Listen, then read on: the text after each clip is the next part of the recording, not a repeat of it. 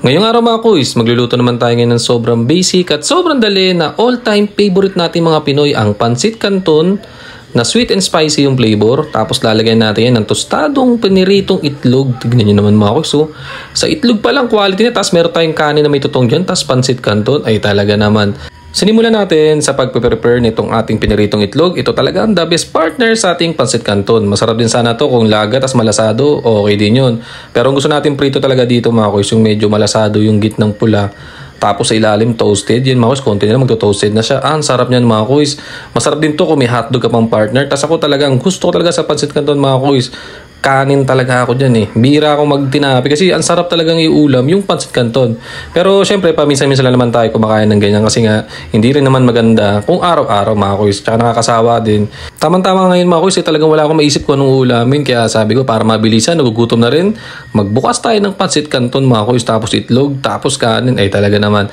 Ito yung napili kong flavor mga kuys, yung sweet and spicy. Tapos naghalo rin tayo dyan ng yung kulay yellow na Lucky Me Pancit Canton, yung original. Yan yung gusto kong flavor mga kuys. Pinagko-combine ko yan. Ang sarap niyan mga kuys.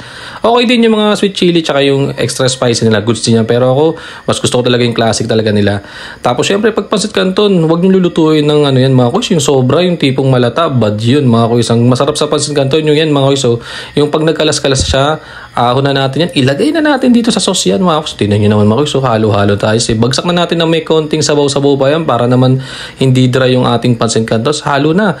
Ang masarap sa Pancit Canton mga kuys, yung habang mainit pa, banata na natin yan mga kuys. Tapos pagkahalo na halo natin dyan mga kuys. Masarap nga ito mga kuys. Maglalagay pa tayo dito ng mga gulay. Pwede tayo maglagay dyan ng repolyo, carrots. So, kung ano mang gusto nyo mga kuys, pwede kayo maglagay ng daon ng sibuyas dyan o kaya fried garlic. Kung anong preference nyo mga kuys, walang problema dyan. Pero tayo, ang gusto lang natin sa Pancit Canton natin na ito, yung pinaka-classic lang talaga mga kuys. Kung ano lang yung nasa loob nun mga kuys, yun lang talaga ang kakainin natin dyan. Halo lang tayo ng halo lang dyan mga kuys para magpantay-pantay naman yan. Naku mga kuys talaga, yung amoy pa lang mga kuys nito, ang sarap talagang. Medyo matagal-tagal tayo hindi nakakain ng Pancit Canton eh. Kasi talagang puro luto-luto lang talaga sa bahay eh. Ngayon, walang maisip, tapos nagutom, mabilisan, kanin na may tutong, Pancit Canton, tapos yan piniritong itlog na sobrang perfect toasted, tapos yung gitna malasado talaga naman yan mga kuys. Nakaluto tayo ng sobrang basic at sobrang dali na Pancit Canton na merong piniritong itlog. Tara mga kuys, kain. Salamat.